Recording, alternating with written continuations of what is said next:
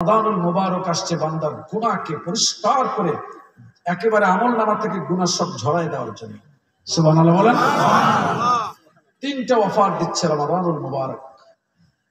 যদি কেউ গ্রহণ করে তার আমলনামায় কোনো গুনাহ থাকবে না। সুবহানাল্লাহ বলেন। কয়টা অফার? মান সামা রমাদান ঈমানান ওয়া ইহতিসাবান গুফিরা লাহু মা তাকদ্দামা মিন যামবি। প্রিয় রাসূল বলেছেন, তুমি গুনাহ করে ফেলেছো, রমাদানুল মুবারকের রোজা রাখো, তোমার পেছনের সব গুনাহ maaf করে দেওয়া হবে। সুবহানাল্লাহ। এক নম্বর অফার।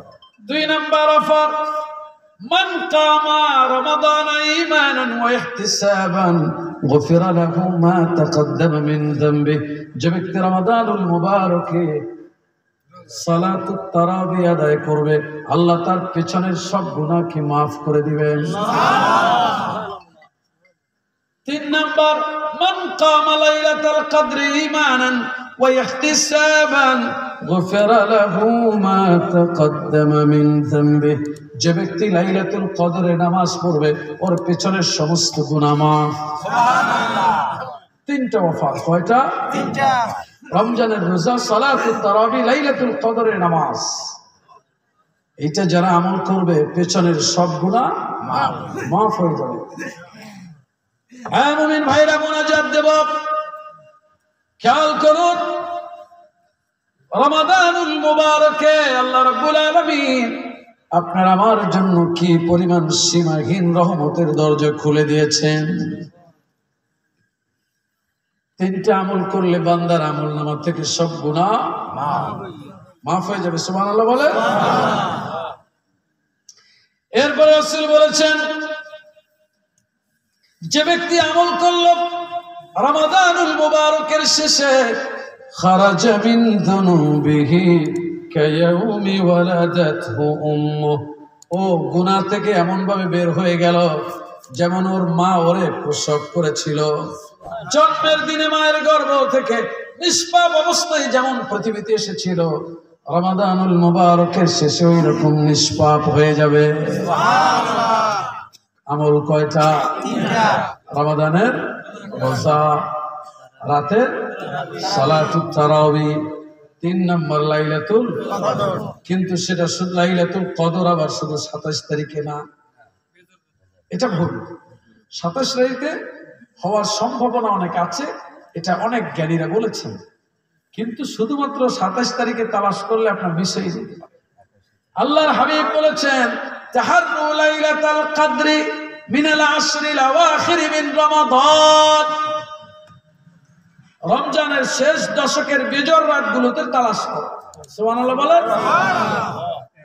21, 23, 25, 27, 29 এই 5 রাতে যদি কেউ সামান্য করে ইবাদত করে, আল্লাহর রহমতে সে লাইলাতুল কদর পেয়ে যাবে।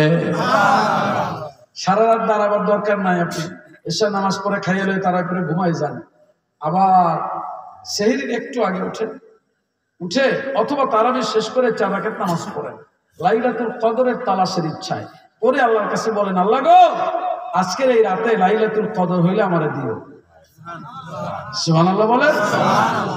তাও যদি না পড়েন, তারপরে তারাবি নামাজ পড়ে এই দোয়াটা করে ঘুমাইতে যাবেন যে, আল্লাহ আমি তো তারাবি নামাজ এই রাইতেই পড়লাম, তাইলে এই রাত্রে যদি তুমি কদর রাখো তাইলে আমারে দিও। আমি আশা করি সে ব্যক্তিও কদর লাভ করবে।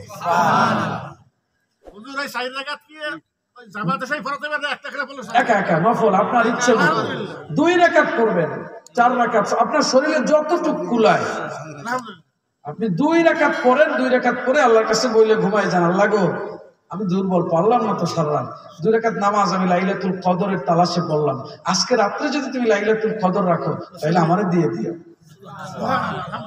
মুমিন ভাইরা, লাইলাতুল কদর সম্পর্কে কোরআন বলেছে, লাইলাতুল কদরি খায়রুম মিন আলফিশ শাহরিন। 1000 মাসের চাইতেও বেশি দামি। হিসাব করে দেখেছি, যদি কেউ লাইলাতুল কদর পায় জীবনে একবার, তাহলে 83 বছর জীবিত থেকে ইবাদত করলে যে সওয়াব হতো, 1 রাতের ইবাদতে আল্লাহ সেই পরিমাণ সওয়াব দেবেন। সুবহানাল্লাহ। মাত্র 2টা মিনিট সময় দেন, যেহেতু বলে ফেলেছি আর আপনি প্রশ্ন করেছেন, রমজানের একটি রোজাকে বান্দানের একটি রোজা বান্দাকে 70 বছর জাহান্নাম থেকে দূরে নিয়ে যাবে। কয়টা রোজা? মা মিন আবদিন ইয়াসুমু ইয়াওমান ফি সাবিলিল্লাহ ইল্লা বা'দাল্লাহু বিযালিকাল ইয়াওমি ওয়াজহাহু আনিন নারি 70 খরিফা। যে ব্যক্তি একদিন রোজা রাখবে, আল্লাহ ওই একটি রোজার উসিলায় ওরে জাহান্নাম থেকে 70 বছরের দূরত্বে নিয়ে যাবে। কয়টা রোজা? কয়টা?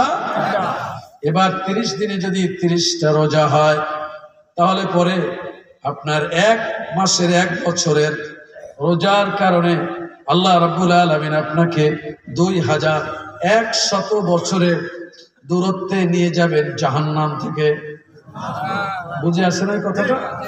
30টা রোজা, এটা আপনার 1 বছরের 30টা রোজা আপনারে জাহান্নাম থেকে 2100 বছর পথ চললে যতদূর যাওয়া যায় অতদূর জাহান্নাম থেকে আল্লাহ আপনারে সরাই দেবে।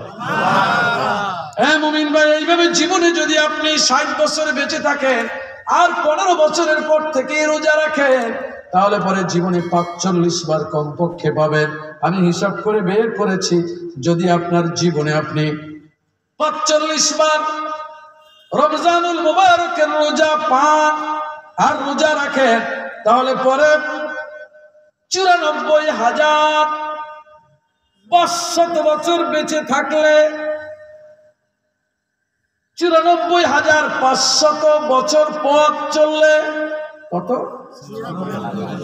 94,500, মানে প্রায় 1 লক্ষ বছর পথ চললে যতটুকু যাওয়া যায়, শুধুমাত্র রোজার কারণে আপনার জীবনে জাহান্নাম থেকে আল্লাহ আপনারে অতখানি দূরে নিয়ে যাবে। মুমিন ভাইরা, দৈনিক 17 রাকাত ফরজ নামাজ রমজানে একটি ফরজের কারণে আল্লাহ 70টা সওয়াব দান করবেন। আমি হিসাব করে দেখেছি, যদি কেউ 5 ওয়াক্ত নামাজ ঠিক মতো আদায় করে রমজানে 17 রাকাত ফরজ নামাজ হয়। কত রাকাত? 17 রাকাত। 1 ওয়াক্তে সওয়াব দেবেন আল্লাহ কতটুক? 70 রাকাত। বলেন, এটা মুখস্থ করে না। 1 রাকাতে সওয়াব 70 রাকাত। এইভাবে 1 রমজানে আপনার নামাজের সওয়াব দাঁড়াবে, একদিনে হবে আপনার 1190 রাকাতের সওয়াব।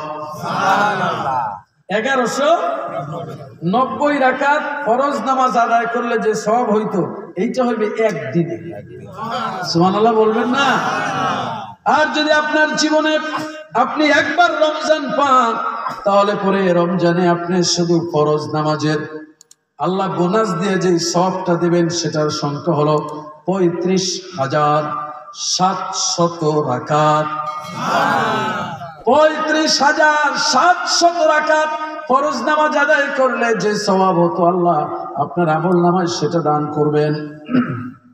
আর যদি আপনার জীবনে এটা 45 বার পান, তাহলে পরে আপনার আমল নামায় যেই নামাজের, শুধু ফরজ নামাজের যে সওয়াব দাঁড়াবে রমজানের উসিলায় 16,06,500, 16,06,500 রাকাত, 16,06,500 রাকাত নামাজ আদায় করলে ফরজ যে সওয়াব হতো, এইটা শুধু রমজানের কারণে আপনার জীবনে 45 বার যদি পেয়ে যান, 60 বছর বেঁচে থাকেন মুসলমান হইলে আপনি 45 বার পাবেন কমপক্ষে।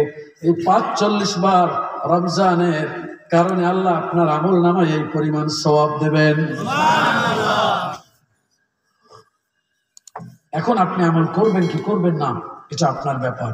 তবে মনে রাখবেন, জাহান্নামের আগুন কতটা সহ্য করতে পারবেন, এটা হিসাব কিতাব করে তারপর আল্লাহ নাফরমানি করবেন। আল্লাহ আমাদেরকে এই নাফরমানি থেকে রক্ষা করেন, বলেন আমিন। সবাই সবার জন্য দোয়া করবেন, আল্লাহ সুবহানাহু ওয়া তাআলা যেন এই মাহফিলটাকে আরো সুন্দর করে নেন।